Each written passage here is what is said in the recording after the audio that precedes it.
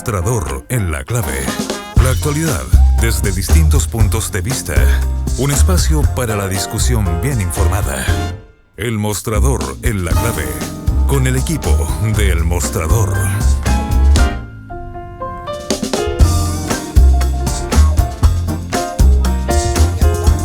Estamos con el Mostrador en la Clave. Está con nosotros Mirko Macari y Hernán Leighton. ¿Qué tal? Buenos días. Hola, ya vamos a conversar un poquitito más de Venezuela, pero dejémosle un airecito. Habrá tiempo, sí.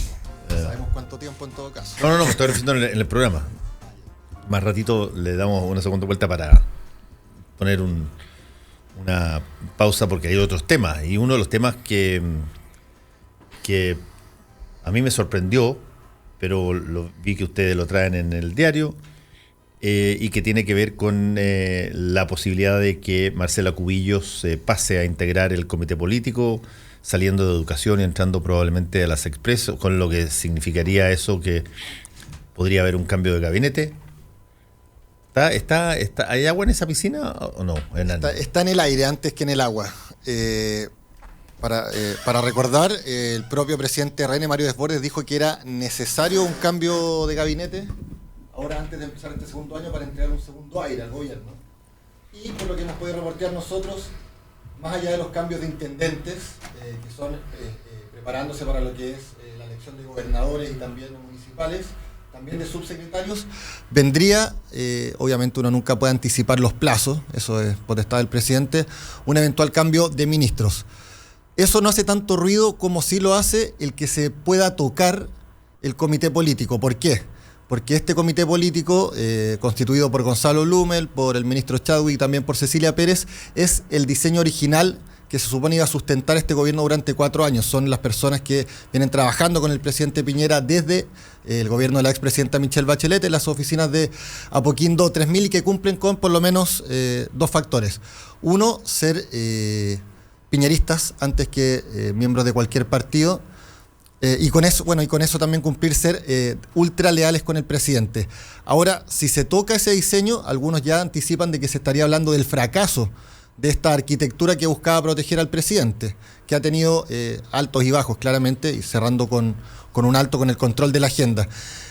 Quien hace ruido es la ministra de Educación, quien sabemos llegó a este ministerio a descolocar un poco la agenda y también, podríamos decir, el cómo se entendía, funcionaba esta cartera, que es siempre con un ministro que se desgasta rápidamente. Pero aquí, a diferencia de eso, Cubillos se ha mantenido con más de un 50%, según la encuesta CADEM, la favorita del gobierno, y ha tenido la habilidad, así lo destacan tanto en Chile Vamos como en el propio gobierno, de poder tener control de la agenda, algo que ha gustado mucho, eso y su intuición y fuerza política. El más débil de los eslabones dentro del comité político, en el análisis del gobierno, es la Sexpress con Gonzalo Blumel, a quien le reconocen que ha subido bastante su nivel, que ha logrado enganchar de una mejor manera en el Parlamento, pero que no tiene la fuerza que podría imprimir Marcela Cubillos. Ese es el dilema que se está manejando hoy día en La Moneda. Independiente de cuándo se haga o no un cambio de gabinete, es si se quiebra o no el esquema del diseño de protección del presidente, metiendo a Marcela Cubillos al comité político. Todos los días ahí en La Moneda, Hernán. ¿Esto tiene que ver con el hecho que el presidente haya adelantado sus vacaciones o no? No se puede ser tan tajante en eso. Lo que sí está claro, yo estaba viendo los diarios. Hay diferentes versiones. Los diarios de la zona, y estaban bastante enojados algunos de los gremios empresariales por la suspensión de la visita. ¿Sí? Claro, y tendría que ver. Salieron en portada, déjame mostrarlo. Diciendo que no le gustó para nada. Por eso tiene que haber una razón poderosa para que el presidente haya alterado el diseño. Una de las razones sería que en este momento el gobierno logró, como no lo había hecho hace mucho tiempo, lograr tomar el control total de la agenda con diferentes temas. El metro, ingreso justo, no me acuerdo exactamente cómo se llama. Admisión justa, entre otros. Tiene copada la agenda a su favor, ya sea desde el Ministerio de Educación o con temas propios desde el mismo salido desde Interior.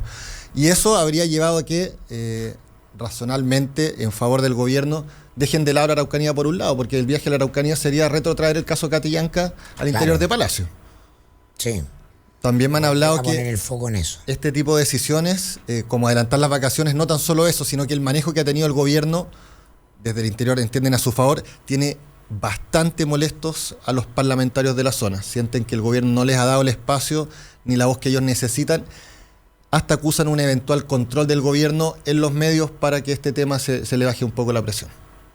Presión que ellos sienten como parlamentarios de la zona. Exacto. Claro. Hay muchos que ven que esto se está desbandando y que el gobierno no le ha dado, no les ha abierto la puerta para que ellos puedan exponer ese sentimiento ante la opinión pública con diversas maniobras. A ningún gobierno le conviene que se esté hablando de desbande en una región del país. Menos desde el oficialismo. Menos. Sí, ahora convengamos que en las últimas 72 horas, llamémoslo así, han pasado una serie importante de sucesos como para que las cosas que iban en una dirección de repente puedan ser cubiertas en términos informativos por otras cosas. Lo que la ratificación por parte de la justicia francesa de que no se extradita a Ricardo Palma Salamanca, que me imagino que va a ser desplegado. Un regalo para el cierre del año del gobierno. Va a ser desplegado, claro. La situación de Maduro y Venezuela, donde el gobierno chileno adquirió un rol protagónico al ser uno de los primeros en reconocer la presidencia encargada de Juan Guaidó, y vas a tener una serie de materias que probablemente van a girar en torno a esos dos temas que te pueden colocar durante bastante tiempo algunos otros temas, como por ejemplo estos de la Araucanía o estas situaciones que tienen que ver con los cambios de gabinete o los cambios ministeriales en un segundo orden. Bueno, también recordemos el gobierno decidió no ingresar el veto de la JIA, también bajándole un poco la presión a ese tema. Que esa es una derrota neta de alguien que lo sugirió, porque yo creo que esa... La semana pasada hubo una reunión en la SECPRES donde también participó el ministro Valente y otros expertos, y ahí fue donde se decidió que se iba a sí o sí ingresar esta semana el veto, pero claramente no... No, ya se dijeron que no. Se llamó una mesa de negociación, o sea, la tesis del veto no... No, y con eso le bajan la presión al tema previo a las vacaciones del presidente. Y yo creo que el error ahí, y como lo han dicho varios, es que la insinuación del veto presidencial no le gustó ni a los empresarios, a nadie, ni a los pescadores artesanales, y por lo tanto entró una variable extra que encarajinó más el tema y por lo tanto se retrocede. Pero bueno, al final tú ocupas las noticias o informaciones que te convengan, digamos. Y hay hoy día suficiente material desde la línea nueva del metro que se inauguró. Hubo un vuelo de regreso a haitianos también entre medio.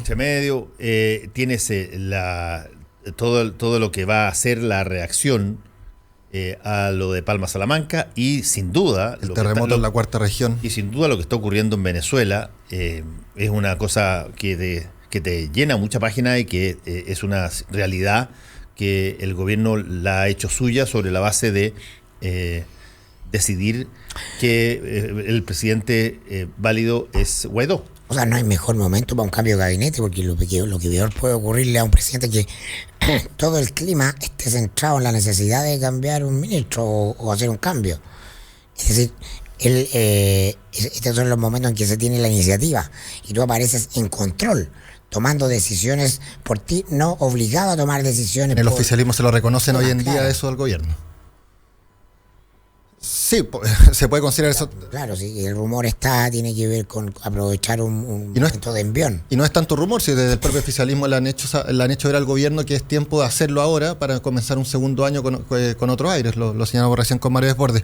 Otra de las teorías que se manejan de este adelanto de vacaciones del presidente es regresar antes también y tener un control de la agenda en febrero, un mes que ya sabemos no es como en antaño, que era casi de vacaciones, hoy en día se sabe puede ser bastante complejo, y de no serlo, estando el presidente acá, puede también copar la agenda en su favor. Ahora, Enrique Piñera no necesita descansar. Es de las personas que históricamente nunca han necesitado descansar. Sí, pero digo, para poner un antecedente biográfico encima, para los efectos prácticos, eso sea una excusa o cualquier cosa, la pregunta es qué hay detrás de eso, ¿por qué? Claro. ¿Cuál es la razón por la cual el presidente que iba a una región donde es muy bien recibido? Una de las instrucciones que había era bajar el caso Catrillanca, sacarlo a como de lugar. adelantar las vacaciones, encontró la forma de entregar menores excusas al sacar de agenda este viaje, que si bien se sabe, existía ya una avanzada, como se hace comúnmente antes de que el presidente lleve a cabo una agenda fuera de la región metropolitana. Esta no estaba aún concreta, pero sí existía la intención, era real, bueno, y lo dijo el propio presidente, que él tenía la intención de viajar este lunes y martes a la Araucanía. Sí. También se bajó otra agenda que tenía considerado el jueves y viernes la 7ª y 8ª región. Tampoco va a la 7ª y 8ª regiones.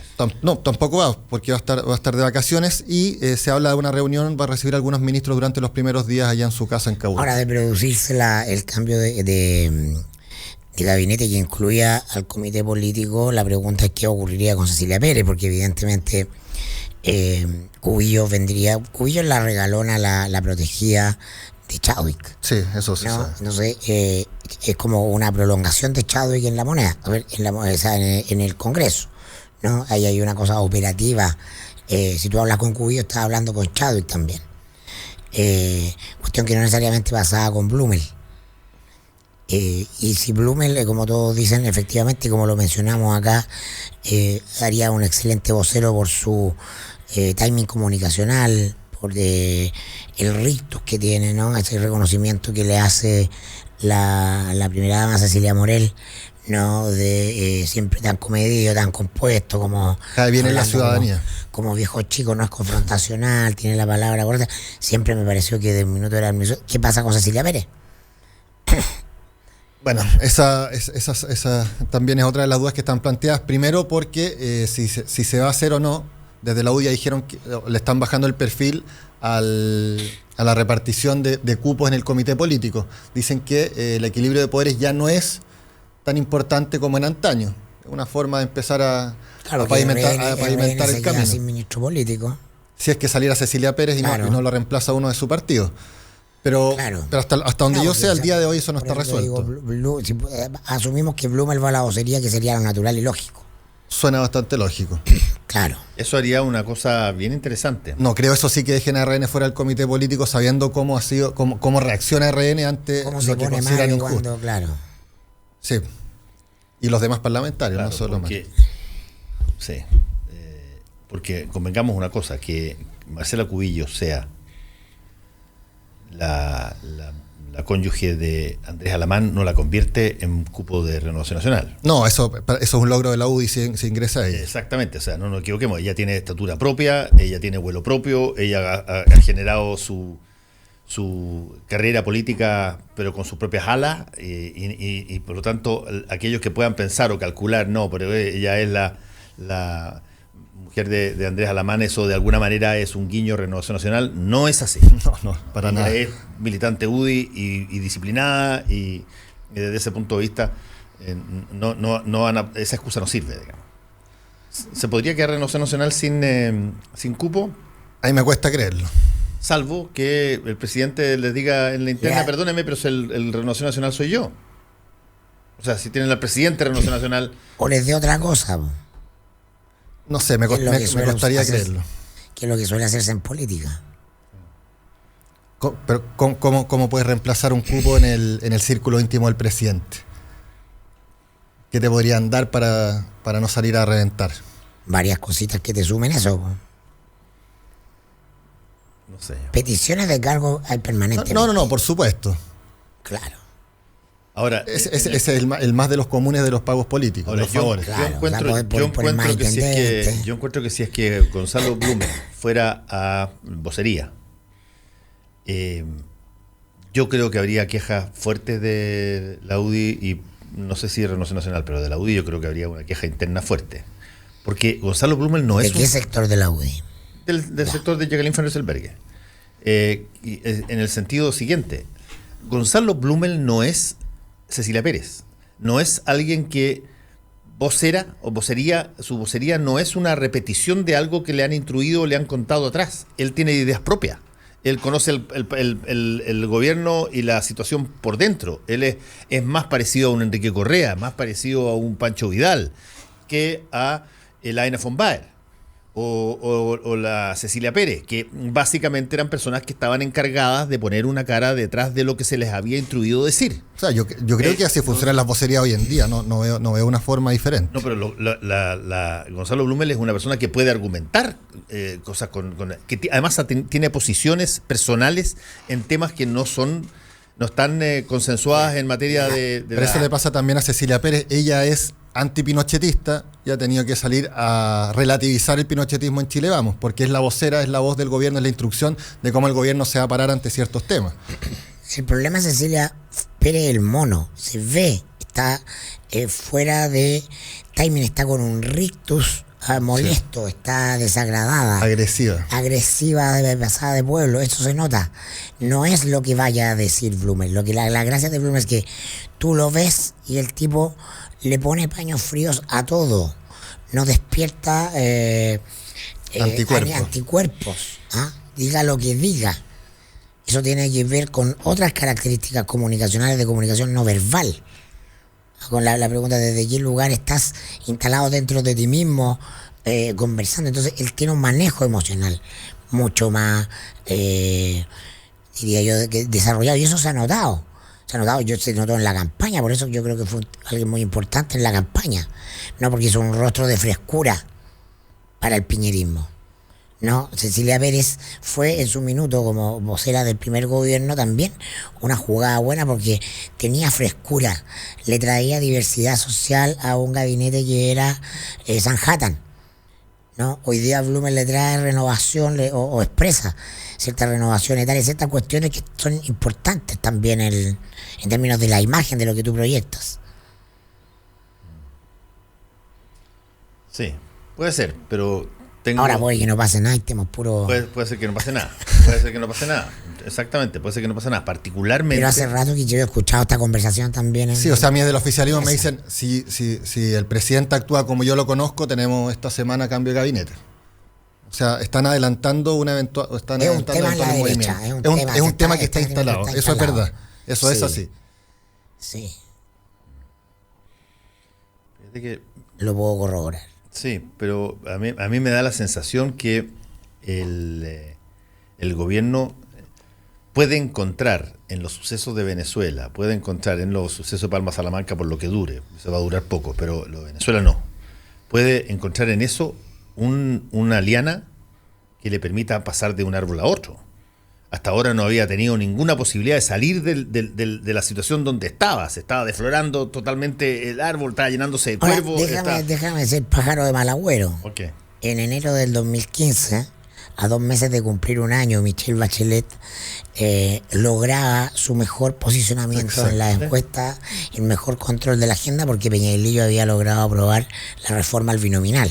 Yes. ¿No? El equipo político estaba fortalecido, como Jimena Rincón como ministra de la SECPRES, Álvaro Elizalde como ministro vocero, ¿no? Y la presidenta se fue de vacaciones tranquila y feliz. ¿Y sabemos lo que pasó? Sí. Ya, eso, ojo. No, yo le pongo contexto a los momentos, porque tenemos una tendencia a mirar solo el momento. O sea, los medios generan un marco. Estoy de acuerdo. Estoy de acuerdo, pero voy a decir una cosa brutal, pero a veces es bienvenida políticamente cuando estás en una situación de distrés, de fuerza así tensional, de repente es bienvenida una crisis en el extranjero donde tú tienes que tomar posición y donde tú puedes transformarla en crisis fácil, tuya. Además, claro. Eso es fácil. Y eso ya ocurrió, partió ayer y yo no creo que tenga una vuelta rápida y una vuelta fácil. No, y lo importante que es para el gobierno este tema, comunicacionalmente se puede velar en Mauricio Macri a través de un Twitter, apoya a Juan Guaidó, el presidente pone las dos banderas, sale con el ministro de Relaciones Exteriores a hacer una declaración. Sí. Es diferente, eso no, es un acto oficial. Claro, es un acto oficial. Es mucho más potente. Mucho más potente, claro. Claro, no lo hizo cuando dijo nos retiramos de Escazú, o cuando dijo no. Hoy día el canciller ya tiene actividades con gente, con ciudadanos venezolanos. En la Cancillería va a hacer otra declaración el canciller respecto a Venezuela. Obviamente este tema no lo van a soltar. Queda mucho jugo, están todos felices con Maduro. Mientras más se resista Maduro, mejor. Y si se acaba eso, tiene admisión justa. Para derecha, para todo, sí. No, si el gobierno en este momento, como no lo tenía desde que se desató el caso Catrillanca, tiene el control de la agenda. Sí, por primera vez, claro, se sumergió Catrillanca bastante puesto abajo. Lo lograron hacer por lo menos por un rato. Una serie de hechos, no son hechos controlables tampoco. Es una mezcla de tirarle ingredientes a la cazuela, pero también hay factores exógenos. No, por supuesto, pero hay un despliegue del gobierno para poner paños fríos. O sea, cuando sale en interferencia esta última declaración que involucra al subsecretario Villa, se sabe del despliegue pero se sabe el despliegue desde interior con diferentes medios de comunicación para entregar su punto de vista, para decirle, oye, tranquilo, esto no es tan así como lo están presentando, y obviamente evitar que explote como explota cada una de los goteos. Haciendo la pega. Sí, pues en eso consiste ejercer el poder. Que a propósito, en el caso, hoy día está en segundo plano, por cierto, porque en Venezuela como todo, pero han habido movimientos de abogados en el caso Catrillanca. Se retiró el abogado de la persona que mató a Catrillanca, renunció el abogado a seguir patrocinándolo. Antes había renunciado otro en otro de los casos, que es el del carabinero que graba ese video dentro de la comisaría. El abogado o abogada renuncia también, hace patrocinio. Están pasando cosas.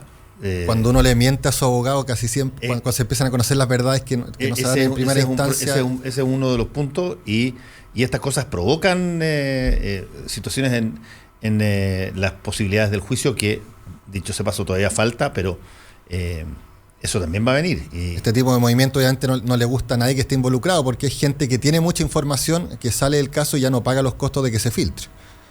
Exacto. Y por lo tanto, ese goteo no tiene, creo yo, ninguna posibilidad de cerrarse. No. Y en el gobierno lo tienen claro. Sí. Bueno, ese es por el lado de las situaciones de gobierno. Tú dijiste una cosa que a mí me parece interesante.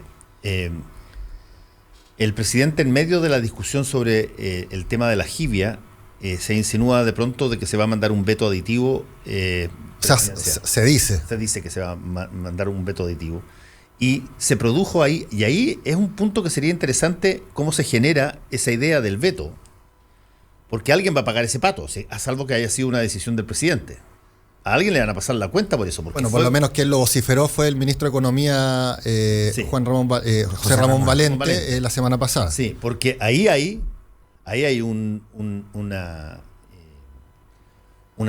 tropezada gigantesca, donde las cosas estaban relativamente armónicas con su sector, y se habían iniciado conversaciones con los pesqueros artesanales, y de pronto los dos se unan en contra de esta idea del veto, y el gobierno tiene que retroceder de nuevo.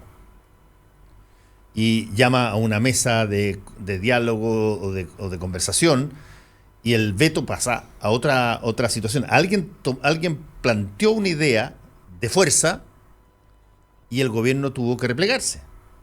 Lo que no le debe gustar a ningún gobierno, digamos. No, pues estas mismas mesas que cuestionaban que eran tan empleadas en el gobierno de la presidenta Bachelet para intentar resolver temas muy peliagudos, como le está haciendo ahora el presidente Piñera a la jibia. Este tema no tiene solución.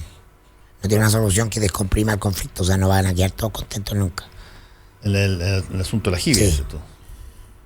Probablemente sí. Pero existe el espacio de sostenerse es la voluntad del Congreso antes de la intervención del gobierno. Igual te puede sacar el cacho de esa forma. Sí, o sea, el bulto, si eso el argumento no quita el conflicto. Que el argumento sea mejor o peor no quita que el conflicto esté instalado. Y perdonen, pero mientras estamos hablando, hay barcos pescando, y hay espineles tirados por todos lados, y o sea, no se va a suspender la pesca de la jibia porque se está discutiendo en el Congreso cuál va a ser la ley. No, pues.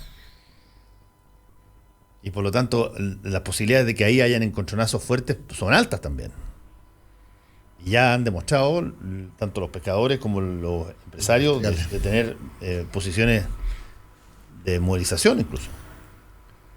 Pero el punto político, si tú quieres, es que ahí se cometió un error que no previeron, y que de alguna manera obligó, para ponerlo en el lenguaje castiano, a que el gobierno se mostrara débil de nuevo. Como dijo Roberto Izquierdo. Como dijo Roberto Izquierdo. Pero acuérdate que Roberto Izquierdo Menéndez dijo que el gobierno era populista y débil cuando, antes incluso del veto, cuando había, de alguna manera se había allanado a virar las partes, a conversar, a reconstruir las cuotas y todo lo demás. Ahí dijo que este era un gobierno populista y débil. Y cuando se tira el veto, o sea, el aditivo a la jibia, pero con más razón lo tiene que haber encontrado populista y débil. No le gustó para nada a los empresarios pesqueros el veto. No. Y tanto es así que los lobbies que se hicieron, tanto por los pescadores artesanales como por los empresarios, tuvieron éxito. Y el gobierno tuvo que retroceder. En menos de una semana. En menos de una semana. Y hoy día tenemos una situación incierta que no se sabe cómo es, pero hay una mesa que está constituyéndose y que era una de esas cosas que les cargan a las posiciones que creen que las reglas del juego están hechas. ¿Para qué las vamos a tener que revisar de nuevo? ¿Viste que gobernar es como hacer malabarismo en las esquinas de Santiago? Pero por lo menos ahí Están te con pagan. 3 pelotitas, ahí una Sí, por pero, acá, pero barrida. por lo menos ahí cuando... No tomar más de 2, ¿no? Sí, pero por lo menos ahí antes de que Más que eso, antes de más que te den, que eso. pero por lo menos en el semáforo antes de que te den la luz verde te entregan un par de monedas, po. Sí, acá, compadre, Aquí no te entregan nada. repartir el Estado. No te entregan nada. Ya, hacemos una pausa y volvemos.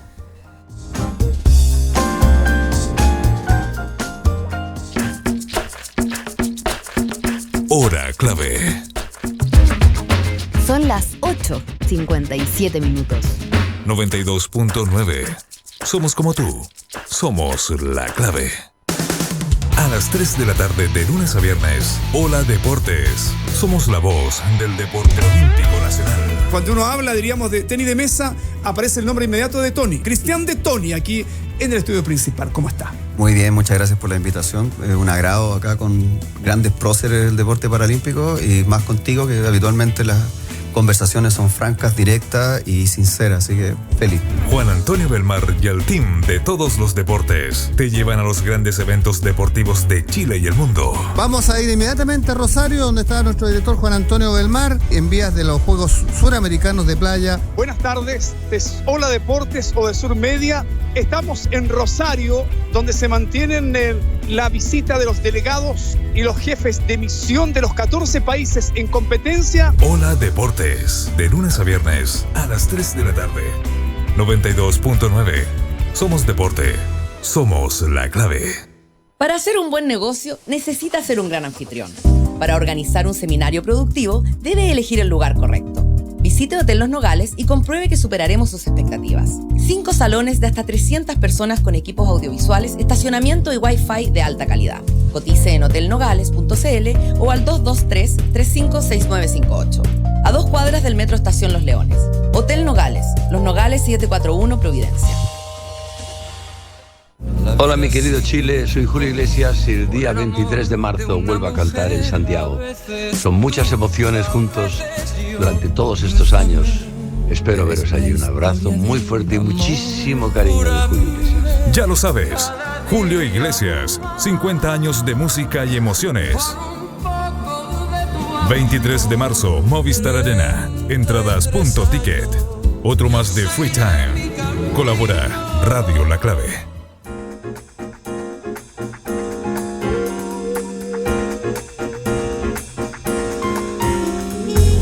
Estamos de vuelta con el mostrador en la clave y tenemos al analista internacional Gabriel Gaspar con nosotros por teléfono para conversar un poquitito justamente de lo que está ocurriendo en Venezuela. Gabriel, ¿cómo estás? ¿Qué tal, Fernando? Un gusto saludarte. Hola, Gabriel, ¿qué tal? Hola, Mirko. ¿Cómo estás? Bueno, ¿qué es lo último que has podido colegir de lo que está ocurriendo en Venezuela y sobre todo de los escenarios que se han desplegado? A ver, mira, yo diría, para explicárselo porque es bien confusa y dinámica la situación, pero para explicarlo con pocas palabras y sencillas a los auditores. Lo que tenemos es que en Venezuela, a raíz de los hechos de ayer, básicamente, se ha creado una situación de dualidad de poderes. O sea, dos gobiernos que se pretenden gobierno, dos parlamentos que se pretenden legislar, en fin. Y obviamente es una situación así, no puede durar mucho, y creo que es cosa de días que se resuelva. Lo que a mí me llama la atención es que tanto el gobierno como la oposición le niegan toda legitimidad al otro. O sea, su postura es una suerte de exclusión del otro, lo cual hace muy difícil cualquier aproximación. Y también me llama la atención de que en los hechos los dos bandos buscan el apoyo de las Fuerzas Armadas, lo cual en la práctica es darle la capacidad de arbitrar la crisis. No sé si eso sea lo mejor, digamos, para la democracia venezolana.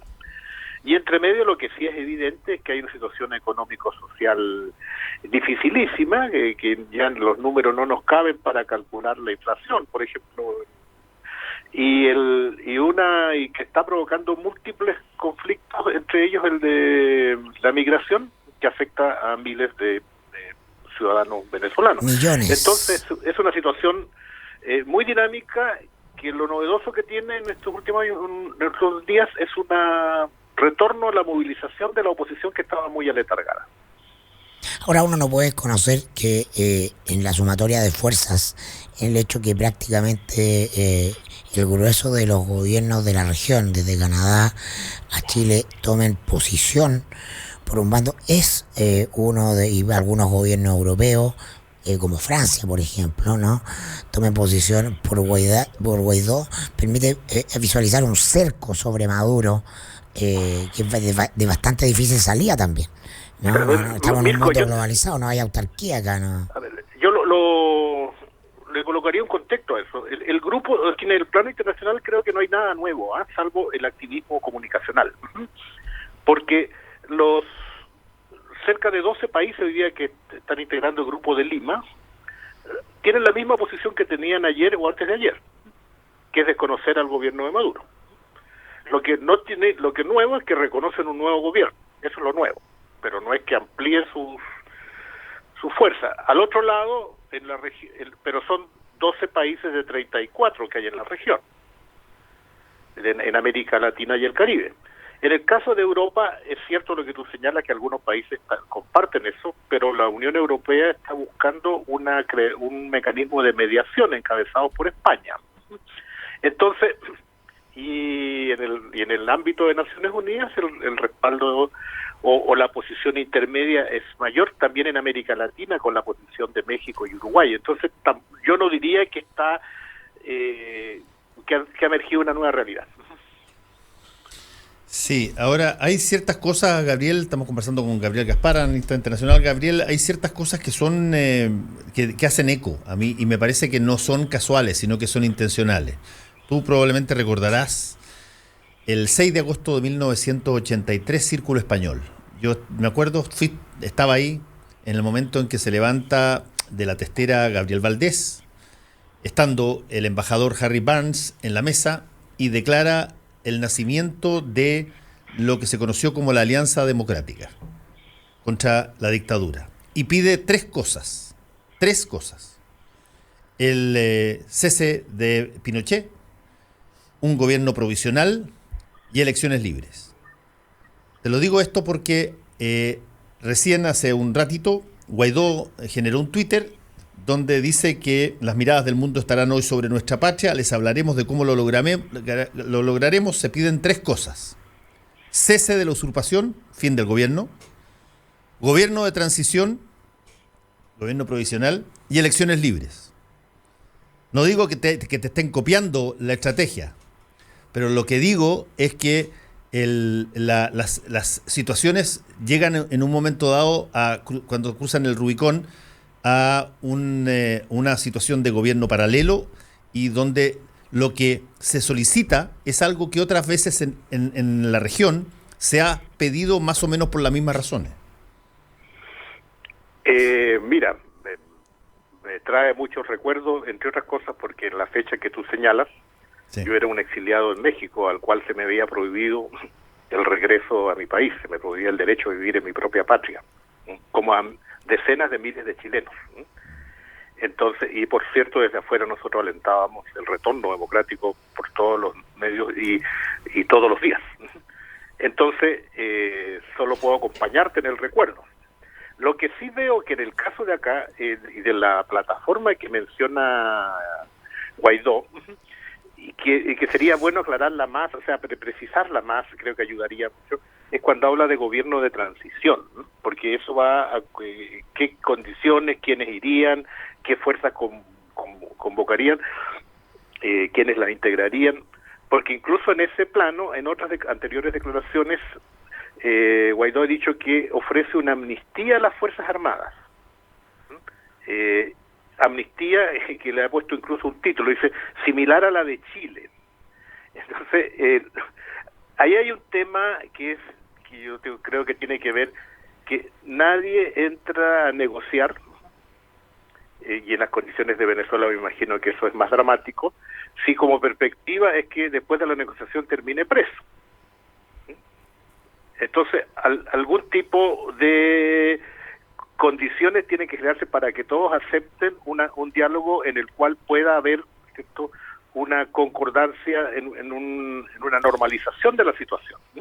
Y eso está en entremedio, porque la lógica que están hoy día es que el otro es totalmente ilegítimo. Y eso, los discursos ahí son bastante similares. Sí, pero convengamos una cosa, Gabriel, la situación en Venezuela, que yo la definí como esta figura analógica del póker, cuando tú depositas todas las fichas en una sola jugada, entras all-in a eso, está desplegada de tal manera de que tú tienes dos cosas que se van a ver a muy pronto plazo. Una, que es que Maduro le dio 72 horas a los diplomáticos estadounidenses para abandonar el país después de cerrar las relaciones diplomáticas con Estados Unidos, y Estados Unidos contestó ayer diciendo que los diplomáticos no tienen por qué irse porque el presidente que ellos reconocen los reconoce como los diplomáticos legítimamente establecidos. Y por lo tanto, los tiene que sacar por la fuerza. Exactamente, tú tienes que hacer algo para refrendar lo que tu ultimátum. Sí, pero creo que el tema no es diplomático, ni siquiera de permanencia o no delegaciones. O sea, creo que eso es un componente, y me refiero, no es el tema que dirima. Lo que está en cuestión aquí es el poder. Y quién manda en el territorio venezolano. Entonces, bueno, eso está claro, eso está claro, perdón, Gabriel. Hasta ahora, quien manda en territorio venezolano es Maduro. Maduro es el único que puede desplegar gente, desplegar tropa, generar que las instituciones de gobierno actúen. Guaidó hasta ahora tiene un cargo protocolar que se denomina presidente encargado, pero él no puede actuar sobre el territorio con las oficinas o instituciones del Estado. Claro, no tiene mando. No tiene Entonces, mando. Por eso te digo que ambos bandos apelan a la simpatía, a la adhesión de las Fuerzas Armadas. Y en la práctica le están dejando el papel de árbitro a las Fuerzas Armadas. Eso es muy complicado. Las Fuerzas Armadas, obviamente, yo creo que rehusan, salvo situaciones dramáticas, digamos. A ver, pero... Y de paso, quiero aclarar una cosa, hay muchos que dicen, pero es que han habido muchas sublevaciones. Mira, no han habido divisiones de Fuerzas Armadas en el mundo occidental desde la Guerra Civil Española. Han habido gente que se sale, que por allí, por acá, pero el grueso de las actuaciones, cuando los militares actúan, en Occidente, por lo menos, no opino de África ni de Asia, que ahí no conozco yo, han actuado en términos muy institucionales, corporativos. Ahora, para hacer un poco realpolitik, la situación de aislamiento en que se encuentra Maduro ha venido de menos a más. Ha ido haciendo todo mal en este proceso, en esta estrategia de acumulación del poder total. Y entonces, tarde o temprano, efectivamente ese factor dirimente que son las Fuerzas Armadas van a tener que dirimir, ¿no? Más allá de las opiniones que tengamos acerca de eso, porque no hay otra salida, ¿no? Y está, por ejemplo, y la oposición ha ido construyendo fuerza, es decir, no es la oposición unida bajo un líder, pero empieza a construirse un liderazgo interno. Hay una mayor presencia internacional, opresión internacional. Todas esas cosas las Fuerzas Armadas las leen. Este desastre humanitario en que está Venezuela, este desastre económico en que está, tarde o temprano sabemos cómo va a terminar. O sea, la salida de Maduro no va a terminar su mandato. A ver, eso es obvio. Como tú bien invitas a hablar de la realpolitik, En la real política uno analiza hechos y no conjeturas. Construye escenarios, sí. Y a partir de datos reales. Por eso decía que en el plano internacional no hay gran novedad respecto a lo que había un mes o 2 meses atrás. El alineamiento de fuerzas sigue siendo el mismo. Tampoco estoy diciendo que estoy feliz con eso, no, para nada. Estoy diciendo simplemente que yo estoy diciendo que hoy día Maduro tiene menos fuerza que ayer. Porque los factores de medición de fuerza son muy variables. Son variables, diría que el factor nuevo que hay, y que está por verse si se mantiene, es la reanimación de la oposición interna. Porque la oposición externa o en el exterior sí no ha parado ni un día. Sí. Pero es la reanimación de la oposición interna, ese es el factor dirimente, y pareciera que todo eso apunta a buscar un pronunciamiento, digamos que las palabras suelen feas, de las Fuerzas Armadas, que apoya a uno para allá o para acá. En ese sentido digo que se le está dejando el rol de árbitro, cuando en realidad lo que debieran hacer allí es sentarse a la mesa, con todas las desconfianzas que se tienen, pero no hay otra. Claro, pero si es que no quieren resolverlo por la fuerza. Hace tiempo que eligió escaparse hacia adelante del minuto que desconoce a la asamblea electa, ¿no? Y crea un poder judicial paralelo controlado por el gobierno, crea un poder legislativo en esa asamblea constituyente. Él decidió escapar para adelante. A ver, que mira, yo en este plano yo soy chileno, te lo digo, Mirko. O sea, yo pienso como chileno, como analista chileno, y quizás como analista de Estado, más que político, ideológico, porque creo que las relaciones internacionales son relaciones de poder y uno tiene que pensar qué es lo que le conviene a Chile, más qué es lo que me gustaría a mí que pasara en tal parte. No es fácil esa transición. Y por supuesto, tampoco nunca pensar qué es lo que me conviene a mí como político usar en Chile respecto a este tema. Tampoco esa es la actitud, en mi opinión. Entonces, lo que a Chile no le conviene, o dicho es positivo, lo que a Chile le conviene creo que es lo mismo que a Venezuela, que haya una solución que construya estabilidad en Venezuela. Y esa solución tiene que construirla los venezolanos, y que hay que ayudarlos a ellos. Esa es la actitud, yo creo. ¿Por qué? Porque si el día de mañana hay un reventón mayor, que es posible, eso de repente también no hay que negarlo, vamos a tener una explosión social gigante y probablemente una estampida de refugiados similar a la de Siria. Y eso ya es malo para los migrantes, propios migrantes, es malo obviamente para Venezuela, y también crea muchísimos problemas en los países del entorno. Se calcula en varios millones más de los que podrían salir si es que se despaturra todo. Ese es un tema. Segundo tema, si hay un despelote mayor en Venezuela, la cuota de 1.600.000 barriles de petróleo diarios que hoy día genera PDVSA, obviamente se va a paralizar por mucho tiempo. Y eso va a afectar ¿a qué? Al precio del petróleo en el mercado mundial. ¿Y qué le va a pasar a los países que importamos petróleo, como Chile? No va a subir el precio de la gasolina el jueves. Entonces, desde el punto de vista material, a nosotros nos conviene que haya una fórmula que genere estabilidad en Venezuela. Sí, Para pero... eso hay que despolarizar. Sí, pero independiente de las opiniones políticas, de partido, ideológicas, que son legítimas y que tienen que expresarse, pero uno aquí tiene que tener, en el plano de la realpolitik que tú me invitaste a conversar, tiene que tener la visión de los intereses nacionales. La pelota al córner, porque lo que yo trato de decir es que, y creo acertada la frase de Piñera, Maduro es parte del problema, no de la solución. Es decir, se va a profundizar esta crisis hasta que después se estabilice. Como todas las crisis, después se estabilizan. Entonces, ¿cómo se sale de la crisis? Bueno, yo te digo claramente, porque lo que Maduro ha demostrado es que, habiendo tenido muchas oportunidades de retroceder para construir fuerza y negociar en esos momentos, y realmente se le ha echado para adelante.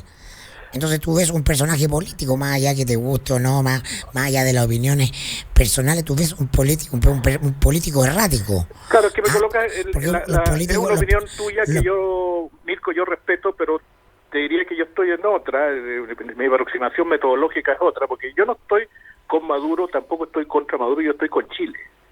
Yo veo, cuando me invitan a analizar estos temas, veo cuál es el interés nacional de Chile. Eso es lo que trato de expresar, y para eso tratar y explicar por cuál es el conflicto, cuáles realmente son los escenarios concretos que puedan surgir de una crisis lamentable como la que viven nuestros hermanos venezolanos. Gabriel. Tampoco es desprovisto de un posicionamiento, digamos, ¿no? Gabriel Hernán Leitón por acá. Mira. Hola Hernán, ¿cómo estás? Bien, bien. Mira, me hace ruido una posición tuya, no sé si es de la ignorancia, pero el que no le des gran valor o no consideres gran factor el hecho de que no solo desde Estados Unidos explícitamente, pero también desde los vecinos se apoye un gobierno paralelo, porque una cosa es considerar que es ilegítimo un gobierno como el del presidente Nicolás Maduro, pero otra posición totalmente diferente y que creo que es la que marca para muchos antes y después, y una nueva posición para Venezuela, y desde acá adelante lo que pueda pasar, es que se reconoce un gobierno paralelo. Eso por lo menos, para mí, es gran factor. No creo que sea algo menor, porque una cosa es desconocer a Nicolás Maduro, pero otra es darle la venia a un gobierno paralelo. Eso deforma totalmente cómo se construye el poder y el día a día de la sociedad, me imagino yo, en Venezuela. Que entonces me expresé muy mal y me excuso por eso, porque yo dije que creo que aludí a eso cuando señalé que lo nuevo que hay en la situación es una movilización de la oposición que estaba letargada. Y lo nuevo es lo que ha pasado estos días, que hay una movilización, ¿cierto? Y que emerge un liderazgo. Ahora, esto generará una situación, un escenario, en mi opinión, y así comparando politológicamente, digamos, otras crisis parecidas. Esto se va a resolver muy rápido. No puede vivir un país con dos gobiernos, dos congresos, ¿cómo se llama? Una constituyente que el otro no reconocen y uno diciendo que el que está al otro lado no tiene ni una legitimidad y viceversa. Así no se puede vivir, con una situación económica que ya no tiene cómo describirla. No puede durar mucho. Entonces, en este cuadro observo que ambos bandos depositan mucho sus esperanzas en la respectiva adhesión a sus posiciones de las Fuerzas Armadas. Sí. Eso es lo que veo objetivamente. Me recuerda, que no quiero hacer una analogía, o sea, así automática, lo que sucedió en Egipto, que todo el mundo se fue contra Mubarak, ¿cierto? Pero Mubarak no caía hasta que el ejército le quitó el respaldo, y todos felices porque cayó Mubarak, pero llegaron los militares y se instalaron en el gobierno y ahí se quedaron, y ahí están. Sí, yo entiendo que las Fuerzas Armadas en general, y particularmente en América Latina, antes de generar algún movimiento se cuentan.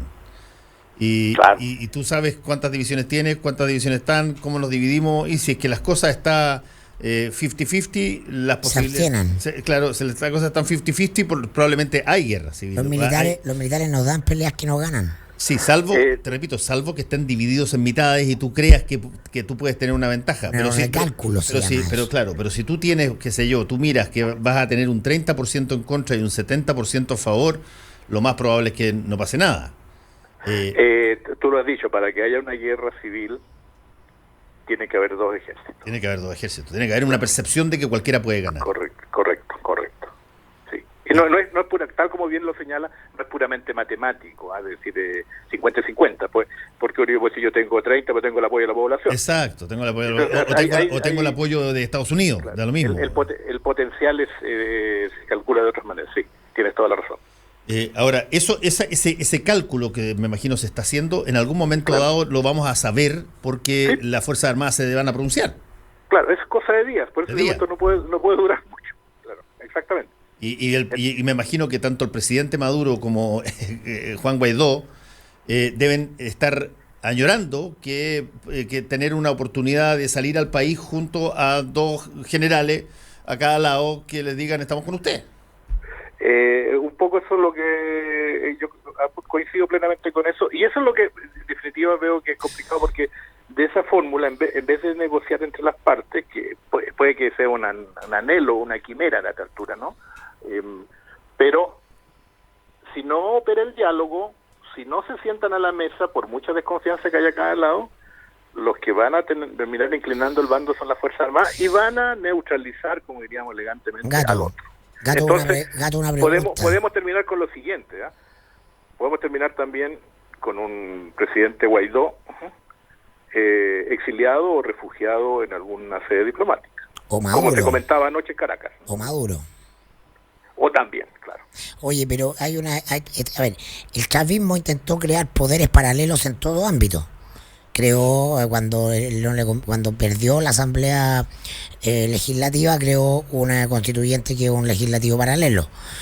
Fue armando una Corte Suprema, echando a los viejos jueces de la Suprema, que hoy día hay un poder supremo en el exilio, y creó una Guardia Bolivariana, que es un poder militar ideológico paralelo a la Fuerza Armada. ¿Cuál es la eficacia de esta Guardia Bolivariana para tenerlo en cuenta en un escenario de conflicto? No tengo elementos para medirlo, o sea, te digo sinceramente, pero yo sí creo que, bueno, en Venezuela existe las Fuerzas Armadas, ¿no? Existe aparte la Guardia Nacional, que vendría a ser una gendarmería, y están las milicias bolivarianas, que son civiles movilizados, ¿no? Pero en ese escalón de fuerzas, obviamente las fuerzas fundamentales principales están en las Fuerzas Armadas. O sea, el Ejército, la Marina y la Fuerza Aérea venezolana, el elemento incontrastable de poder que hay militar que hay en Venezuela. Gabriel Gaspar, muchas gracias por haber estado en contacto con nosotros aquí en Combinación Clave. Que te vaya muy bien. Gracias a ustedes, que tengan buen día. Gracias, Gato. Chau. Bueno, este tema indudablemente va a seguir dándose muy fuerte. Aparentemente no por mucho tiempo. Yo siento que estamos frente al principio del fin de esta crisis que lleva muchos años. Sí. ¿Alguien cree, yo por lo menos no he leído, que Maduro se abra realmente a negociar o eche pie atrás? Eso es lo que ese era todo mi punto. No. Tú ves a lo largo de sus actuaciones que su estrategia ha sido siempre echarle para adelante. Y ayer llamó a la movilización permanente. Claro. No, el tipo cuando ha tenido los momentos para retroceder, acumular fuerza, negociar, pactar, comprender de una manera compleja el poder. Es decir, tienes que saber que hay momentos en que puedes avanzar, cuando hay momentos en que tienes que retroceder, hay momentos en que tienes que conceder porque calculan la fuerza del oponente. Entonces, sí, su estrategia ha sido de arrasar hacia adelante, cueste lo que cueste. Y por eso que uno avisora que la salida va a ser a través de los militares necesariamente, porque él ha venido instalado en eso y no se ve que esté dispuesto a cambiar, sino ya hace mucho rato que el chavismo construyó mucho poder, pero podría estar atrincherado en ese poder. Podría tener una estrategia un poco más pragmática, más flexible, pero nada. Yo no veo a Maduro exiliado de ninguna manera. Claro, va a terminar. ¿Quién sabe? En todo caso, está circulando un Twitter de, no sé si es de ayer o de esta mañana, pero es la Fuerza Armada Nacional Bolivariana. Rechazó la autoproclamación de Juan Guaidó como presidente encargado del país, según señaló el ministro de Defensa Vladimir Padrino. Esto por lo menos es un tuit de Padrino, del ministro de Defensa. Padrino, Cabello y Maduro son la triada de poder. Pero es cierto. Y normalmente uno esperaría que si el ministro de Defensa dice una cosa como esta, sea exactamente lo que pasa. Pero este escenario... Pero en este escenario, ¿qué es lo que te convence a ti? Lo que te convence es ver a los jerarcas militares detrás de Maduro, si es cierto. A los generales, claro, no la cúpula chavista. No la cúpula civil, claro. Claro, no la cúpula chavista. Así que yo lo que estaba planteando era que cuando se despliegan las fuerzas en un all-in, en una situación total, tú muestras exactamente quién está contigo y quién no, y tú tienes interés en que te salgan las charreteras detrás tuyo. Ahora, Maduro, evidentemente por lo que describo, ¿no? Como heredero del proceso chavista ha sido nefasto.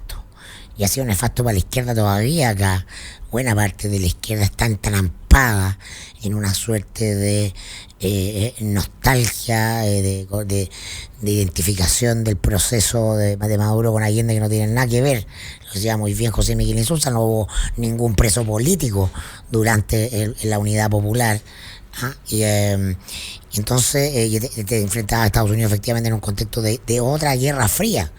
No, Estados Unidos hoy día tiene muchas preocupaciones en el mundo. No América Latina. particularmente no hay no hay una amenaza comunista global que enfrentar. Y ahora levantan fantasmas. Entonces, muchos entrampados en el Frente Amplio todavía, quedan casados pero no se puede reconocer. Oye, Maduro nefasto tiene que ir luego. O sea, da lo mismo como se vaya a esta altura ya.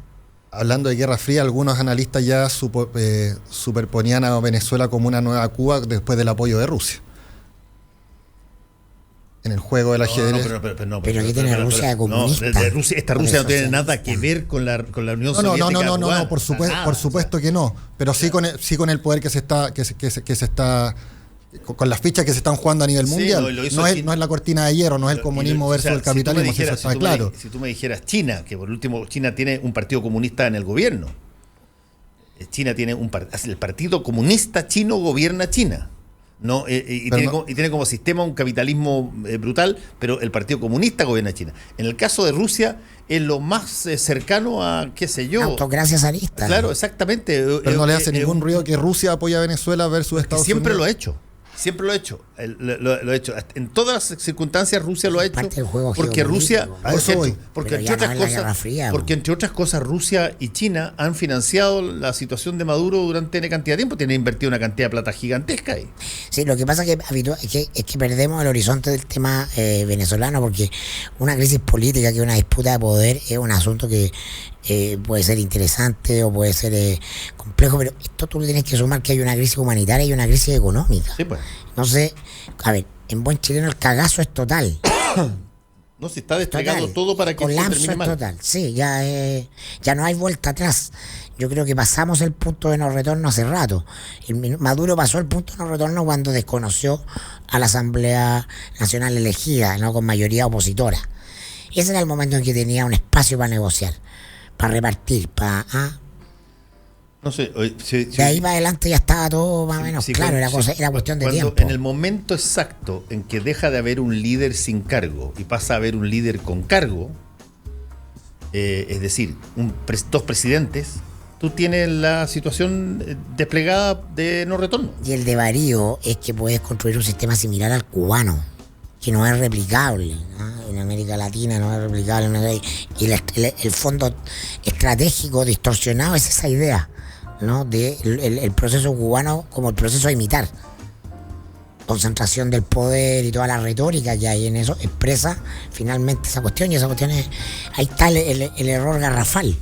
Cierta izquierda sigue cayendo en la trampa de relativizar cuestiones cuando simplemente se hunden a sí mismos.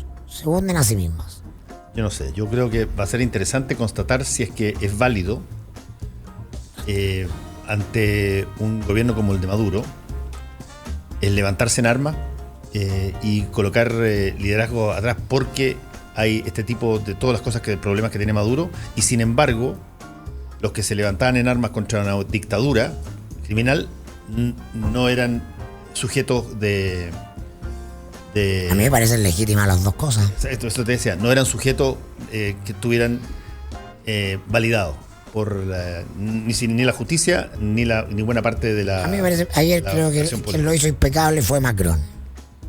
La Corte Suprema de Francia dice que no se extradita Palma Salamanca porque en Chile se lo jugó cuando no había plena democracia. Check. Y después reconoce el gobierno, el ejecutivo, a Guaidó. Check. Por algo inventaron la República, tienen clarito los conceptos. Nos vamos, gracias Hernán, gracias Mirko. Fernando. Volvemos. Actualidad con ojo crítico, información desde distintos puntos de vista y discusión bien informada. Fue